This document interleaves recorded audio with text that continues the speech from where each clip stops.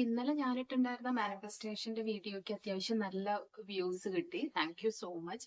അപ്പൊ അതിന് താഴെ കുറച്ചുപേര് കമന്റ് ഇട്ടിട്ടുണ്ടായിരുന്നു ഞാൻ എങ്ങനെയാണ് പീരീഡ്സ് മാനിഫെസ്റ്റ് ചെയ്തെന്നുള്ളത് എത്രയും പെട്ടെന്ന് വീഡിയോ ഇടണം. അതുകൊണ്ട് ഞാൻ ഇപ്പൊ രാവിലെ ടെറസിന്റെ മീതെ വന്നിരുന്നിട്ടാണ് വീഡിയോ ചെയ്യുന്നത്. ഇന്ന് തന്നെ അത് അപ്ലോഡ് ചെയ്യണമെന്ന് വിചാരിച്ചിട്ടാണ്. Step number 1. ഞാൻ ഇന്ന് രാവിലെ 6 മണിക്ക് എണീക്കുമായിരുന്നു. 6 മണിക്ക് എണീറ്റിട്ട് ഫ്രഷ് ആയതിനു ശേഷം ഒരു 1 അവർ എക്സസൈസ് ചെയ്യും.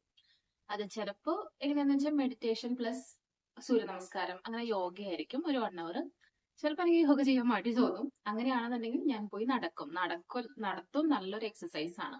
ഒരു 1 അവർ നിങ്ങൾ നടന്നു കഴിഞ്ഞാൽ അത് നല്ലൊരു എക്സസൈസ് ആണ്. അപ്പൊ ചില ദിവസം മടി തോന്നുന്ന ദിവസം ഞാൻ അങ്ങനെയാണ് ചെയ്യാറ്. ഹെഡ്സെറ്റ് ഒക്കെ വെച്ച് പാട്ടൊക്കെ കേട്ട് 1 മണിക്കൂർ ഞാൻ അങ്ങ് നടക്കും. അപ്പൊ അതാണ് എക്സസൈസ് ആയിട്ട് 1 അവർ ചെയ്യാറുണ്ട്. അത് കഴിഞ്ഞ് വീട്ടിൽ വന്നതിന് ശേഷം എക്സസൈസ് ഒക്കെ കഴിഞ്ഞ് വീട്ടിൽ വന്നതിന് ശേഷം ഞാനൊരു ബുക്ക് എടുത്തിട്ട് ഞാൻ ഗ്രാറ്റിറ്റ്യൂഡ് നോട്ട്സ് എഴുതാനായിട്ട് ഒരു ബുക്ക് മാറ്റി വെച്ചിട്ടുണ്ട്. അപ്പൊ അതില് ഞാൻ ഗ്രാറ്റിറ്റ്യൂഡ് നോട്ട്സിൽ 10 പോയിന്റ് ആണ് എഴുതാറ്. അതായത് കഴിഞ്ഞ ദിവസം ഇപ്പൊ ഇന്ന് രാവിലെ ഞാൻ ഗ്രാറ്റിറ്റ്യൂഡ് നോട്ട്സ് എഴുതുകയാണെന്നുണ്ടെങ്കിൽ ഇന്നലെ ഫുൾ ദിവസം എന്തൊക്കെ നടന്നു, അതിലെ നല്ല കാര്യങ്ങൾ, അതിന് വേണ്ടിയിട്ട് ഞാൻ ഗ്രാറ്റിറ്റ്യൂഡ് പറയും. താങ്ക് യു സോ മച്ച് എന്ന് പറഞ്ഞു. അതിപ്പം വലിയ വലിയ കാര്യങ്ങളൊന്നും ആവണമെന്നില്ല, കുഞ്ഞു കുഞ്ഞു കാര്യങ്ങൾക്ക് തന്നെ. അതായത് ഞാൻ ഗ്രാറ്റിറ്റ്യൂഡ് എഴുതാറുള്ളത് ഇന്നലെ നന്നായി ഡ്രൈവ് ചെയ്തു, thank you so much, love you universe എന്ന് പറയും. അതുപോലെ കാറ് നന്നായിട്ട് പാർക്ക് ചെയ്ത് കഴിഞ്ഞാൽ അതും ഞാൻ എഴുതാറുണ്ട്. ഒരു കുഴപ്പമില്ലാതെ നന്നായി റിവേഴ്സ് ചെയ്ത് പാർക്ക് ചെയ്തു, താങ്ക് യു സോ മച്ച്. ഇവൻ ഞാൻ അച്ഛനും അമ്മേനെയും കൊണ്ട് ഷോപ്പിങ്ങിന് പോയി, അതുവരെ ഞാൻ എഴുതിയിട്ടുണ്ട്. ഇന്നലെ പപ്പ അമ്മയും കൊണ്ട് ഷോപ്പിങ്ങിന് പോയി, thank you so much, love you universe. അങ്ങനെ എന്തെങ്കിലും നമുക്ക് നല്ലതായിട്ട് നമ്മുടെ ജീവിതത്തിൽ സംഭവിച്ചു എന്ന് തോന്നുന്ന ഒരു 10 കാര്യങ്ങൾ, അതാണ് ഞാൻ ഗ്രാറ്റിറ്റ്യൂഡ് നോട്ട്സിൽ എഴുതാറ്. അത് എന്നും എഴുതും, ഡെയിലി എഴുതും. തലേദിവസത്തെ കാര്യങ്ങളാണ് എഴുതുക. മാക്സിമം റിപ്പീറ്റ് ചെയ്യാതെ നോക്കണം. അതായത് ഇന്ന് ചെയ്യുന്ന കാര്യം തന്നെ നാളത്തെയും ഗ്രാറ്റിറ്റ്യൂഡ് നോട്ട്സിൽ നമ്മൾ പല കാര്യങ്ങളും റിപ്പീറ്റ് ചെയ്ത് ചെയ്യുന്നവരായിരിക്കും. പക്ഷെ എല്ലാ ദിവസത്തെയും ഗ്രാറ്റിറ്റ്യൂഡ് നോട്ടിൽ ഞാനിന്ന് 1 അവർ എക്സസൈസ് ചെയ്തു അങ്ങനെ എഴുതരുത്. ഇപ്പൊ ഒരു ദിവസം നമുക്ക് എഴുതാം ഞാൻ ഇന്ന് 1 അവർ എക്സസൈസ് ചെയ്തു, പക്ഷെ പിറ്റേ ദിവസം അത് റിപ്പീറ്റ് ചെയ്യരുത്, വേറെ കാര്യങ്ങളായിരിക്കും എഴുതേണ്ടത്. അങ്ങനെ ഇന്നും ഒരു 10 പോയിന്റ്സ് മാക്സിമം ട്രൈ ചെയ്യാൻ നോക്കുക. പക്ഷെ ചില ദിവസം 10 ഒന്നും കിട്ടാറില്ല കേട്ടോ. ചില ദിവസം 5-ലും 6-ലൊക്കെ അവസാനിപ്പിക്കേണ്ടി വരാറുണ്ട്. കാരണം നമ്മുടെ ലൈഫിൽ അത്രയൊക്കെ ചിലപ്പോൾ സംഭവിച്ചിട്ടുണ്ടാവുള്ളൂ. അപ്പൊ അതാണ് ഒന്നാമത്തെ ഗ്രാറ്റിറ്റ്യൂഡ് നോട്ട്സ് എഴുതും. അതിനുശേഷം ഞാൻ 369 ടെക്നിക്ക് ചെയ്യാറുണ്ടെന്ന് പറഞ്ഞല്ലോ. 369 ടെക്നിക്ക് എന്താന്ന് വിചാരിച്ചാൽ രാവിലെ 3 പ്രാവശ്യം, ഉച്ചയ്ക്ക് 6 പ്രാവശ്യം, രാത്രി ഉറങ്ങുന്നതിന് മുന്നേ 9 പ്രാവശ്യം അങ്ങനെ എഴുതണം എന്നാണ്. അതായത് നമ്മൾക്ക് ഇപ്പൊ എന്താണോ വേണ്ടത് അത് നമുക്ക് കിട്ടിക്കഴിഞ്ഞു എന്ന് വിചാരിച്ചുകൊണ്ട് നമ്മൾ എഴുതാം.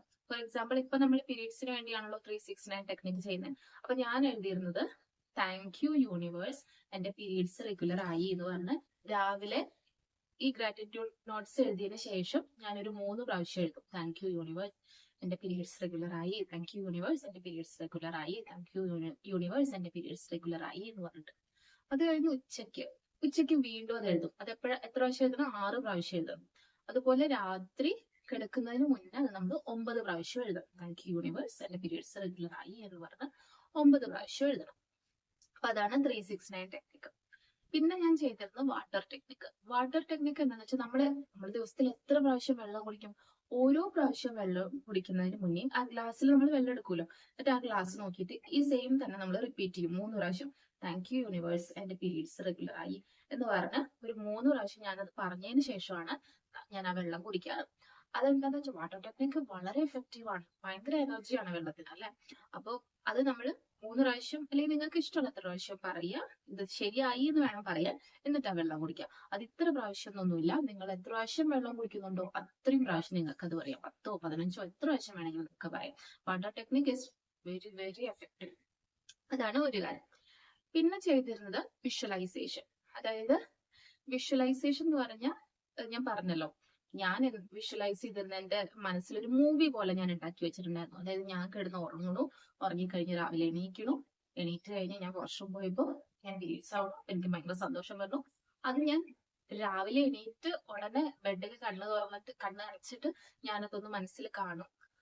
ആ സീൻ തന്നെ രാത്രി ഉറങ്ങുന്നതിന് മുന്നേ ഞാനൊന്ന് മനസ്സിൽ കാണും. അങ്ങനെ 2 നേരവും ഇത് നടക്കണ കാര്യം പോലെ, ഒരു മൂവി പോലെ ഞാനത് മനസ്സിൽ കാണുമായിരുന്നു.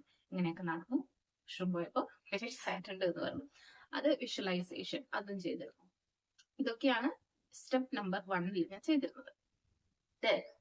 സ്റ്റെപ്പ് നമ്പർ 2, മോസ്റ്റ് ഇമ്പോർട്ടൻറ്റ്, നമ്മുടെ ഡയറ്റ് എന്ന് പറയുന്നത് ഈ PCOD ഉള്ളവര് അല്ലെങ്കിൽ ഇങ്ങനത്തെ പ്രശ്നമുള്ളവര് ഫുഡ് കൺട്രോൾ ചെയ്തേ പറ്റുള്ളൂ. ബേക്കറി, അങ്ങനത്തെ ജങ്ക് ഫുഡ് അതൊക്കെ ഒഴിവാക്കിയിരുന്നു. അത് മാത്രല്ല, ഞാൻ ചോറ് വരെ ഒഴിവാക്കിയിരുന്നു. ആക്ച്വലി മാനിഫെസ്റ്റ് ചെയ്യുന്നത് 6 ദിവസം കൊണ്ടാണെങ്കിലും ഡയറ്റ് ഞാനൊരു 2-3 months ആയിട്ടേ കണ്ടിട്ടുള്ളൂ. അതായത് സ്ട്രിക്റ്റ് ഡയറ്റ് ഒന്നല്ല. എല്ലാ ദിവസവും ഞാൻ ഒരുപോലെ ചെയ്തിരുന്നില്ല. ചില ദിവസം എനിക്ക് തോന്നും ചോറ് കഴിക്കണം, ചില ദിവസം എനിക്ക് പഴംപൊരി കഴിക്കണം. അങ്ങനെയൊക്കെ തോന്നുന്ന ദിവസം ഞാൻ കഴിച്ചിരുന്നു. എന്നാലും മാക്സിമം ഞാൻ അവോയ്ഡ് ചെയ്യാൻ ശ്രമിച്ചിരുന്നു. അപ്പൊ ഞാൻ ചെയ്തിരുന്നത് എങ്ങനെയാന്ന് വിചാരിച്ചാൽ രാവിലെ 8 മണിക്ക് ഇപ്പൊ എക്സസൈസ് ഒക്കെ കഴിഞ്ഞ് നമ്മൾ വീട്ടിലെത്തുമല്ലോ. അപ്പൊ രാവിലെ 8 മണിക്ക് ഞാൻ ഇളനീര് വെള്ളമാണ് കുടിക്കുക. വെള്ളവും കുടിക്കും, അതിന്റെ ഉള്ളിൽ കഴിക്കാനുള്ളതുണ്ടല്ലോ അതും കഴിക്കും. അതാണ് 8 മണിക്ക്. പിന്നെ 10 മണിക്ക് ഞാൻ കഴിച്ചിരുന്നത് ഫ്രൂട്ട്സ് ആണ്. ഇപ്പൊ മാങ്ങയാണ് കഴിക്കുന്നത്. ഇതിന് മുമ്പാണെങ്കിൽ മുന്തിരി ആയിരുന്നു, ചിലപ്പോ ആപ്പിൾ ആയിരുന്നു, ചിലപ്പോ ഓറഞ്ച് ആയിരുന്നു. അങ്ങനെ കിട്ടണത് എന്താണോ ഫ്രൂട്ട്സ് അത് കഴിക്കും. അതായിരുന്നു ബ്രേക്ക്ഫാസ്റ്റ്. ഇഡ്ഡലിയും നൂലപ്പൊക്കെ കഴിക്കണതൊക്കെ നല്ല ആഗ്രഹം തോന്നും, പക്ഷെ കഴിക്കില്ല. പരമാവധി കൺട്രോൾ ചെയ്യും. പക്ഷെ ചില ദിവസം കൈവിട്ടു പോവും, അപ്പെടുത്ത് കഴിക്കും. അങ്ങനെയും ചെയ്യാറുണ്ട്. പക്ഷെ മാക്സിമം കഴിക്കാതെ നോക്കിയിരുന്നു കേട്ടോ. ബ്രേക്ക്ഫാസ്റ്റ് അപ്പൊ അത്രേ ഉള്ളൂ. ആ ഇളനീര് വെള്ളവും പിന്നെ ഈ ഫ്രൂട്ട്സും. പിന്നെ ഉച്ചയ്ക്ക് ഞാൻ ചോറ് കഴിച്ചിരുന്നു. പക്ഷെ നമ്മൾ കഴിക്കണ അത്ര അങ്ങനെ കുറെ ചോറൊന്നുമില്ല, വളരെ കുറച്ച് ചോറ് കഴിച്ചിരുന്നു. അതുപോലെ കറിയും മാക്സിമം മസാലകളൊന്നും ഇടാത്ത നാളികേരം നന്നായി അരച്ച് ചേർത്തിട്ടുള്ള അങ്ങനത്തെ കറികളായിരുന്നു കഴിച്ചിരുന്നത്. അപ്പൊ വേറെ പപ്പടവും അങ്ങനത്തെ സാധനങ്ങളൊന്നും കഴിച്ചിരുന്നില്ല. ചോറും ആ കറിയും മാത്രം. വളരെ കുറച്ച് ചോറ്, പക്ഷെ കുറെ കറി ഉണ്ട്. ദെൻ വൈകുന്നേരം സ്നാക്സ് ആയിട്ടൊന്നും കഴിക്കാറില്ല. ഈവൻ ചിലപ്പോൾ കഴിക്കാൻ തോന്നി കഴിഞ്ഞാൽ നാളികേരമൊക്കെ എടുത്ത് കഴിക്കും. നാളികേരം കൊത്തെടുത്ത് അങ്ങനെ എന്തെങ്കിലും കഴിക്കും. അല്ലെങ്കിൽ ഡ്രൈ ഫ്രൂട്ട്സ് കഴിക്കും. കപ്പലണ്ടിയൊക്കെ കഴിക്കുന്നത് കുഴപ്പമില്ല. അപ്പൊ അങ്ങനെ എന്തെങ്കിലും കഴിക്കും. പിന്നെ രാത്രി കൂടുതലും സാലഡാണ് കഴിച്ചിരുന്നത്. അതായത് നമ്മുടെ ക്യാരറ്റ് അങ്ങനത്തെ സാധനങ്ങളൊക്കെ അരിഞ്ഞിട്ട് അങ്ങനെ സാലഡ് ആക്കിയിട്ടാണ് കഴിക്കാറ്. അതല്ലാന്നുണ്ടെങ്കിൽ ചിലപ്പോൾ എനിക്ക് ഇതുപോലെ എന്തെങ്കിലും നല്ലതായിട്ട് കഴിക്കാൻ തോന്നിക്കഴിഞ്ഞാൽ ഞാൻ ചിലപ്പോൾ ഡബിൾ ഓംലെറ്റ് ഉണ്ടാക്കി കഴിക്കും. ശരിക്കും അതും പാടില്ലെന്നാണ്, പക്ഷെ ഞാൻ എന്നാലും ഉണ്ടാക്കി കഴിക്കാറുണ്ട്. അതല്ലെങ്കിൽ ചെറുപയർ ഉപ്പേരി ഉണ്ടാക്കി മസാലകളൊന്നും ഇടാതെ പച്ചമുളകൊക്കെ ഇട്ട് നാളികേരം ഒക്കെ ഇട്ട് അങ്ങനെ ചെറുപയർ ഉപ്പേരിയാക്കി കഴിക്കാറുണ്ട്. ഫുഡ് ശരിക്കും ബുദ്ധിമുട്ടാണ് കേട്ടോ.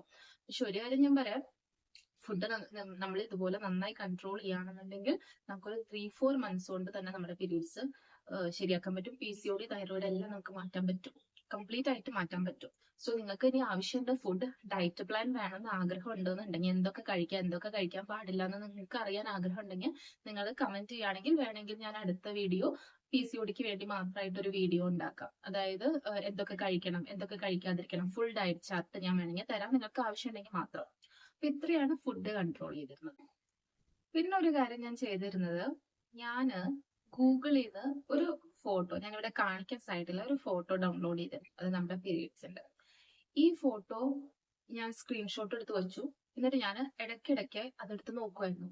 കാരണം നമ്മളത് എപ്പോഴും കാണുകയല്ലേ, അപ്പൊ നമ്മുടെ മൈൻഡിന് മനസ്സിലാവുമല്ലോ നമുക്ക് ഇതിപ്പോ വേണം എന്നുള്ളത്. അപ്പൊ ഞാൻ ഈ ഫോട്ടോ എനിക്ക് എപ്പോഴൊക്കെ സമയം കിട്ടുന്നു അപ്പോഴൊക്കെ ഞാനത് എടുത്ത് നോക്കുമായിരുന്നു. ഞാനത് ഗൂഗിളിൽ നിന്ന് ഡൗൺലോഡ് ചെയ്ത് സ്ക്രീൻഷോട്ട് എടുത്ത് വെച്ച ഫോട്ടോ ആണ്.